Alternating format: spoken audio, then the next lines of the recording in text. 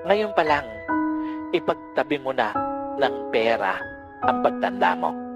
Huwag ka lang humanda na pagtanda mo pwede kang mag-isa.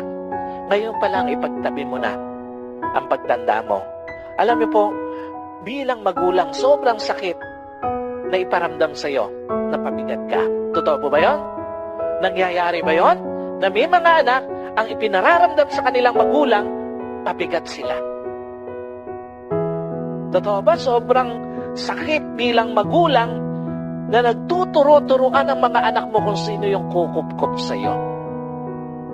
At totoo po ba bilang magulang, sobrang sakit na yung mga anak mo kung saan-saan kumakain ng mga masasarap, pero minsan ikaw, wala kang makain. Masakit ba yun? Sobrang sakit nun.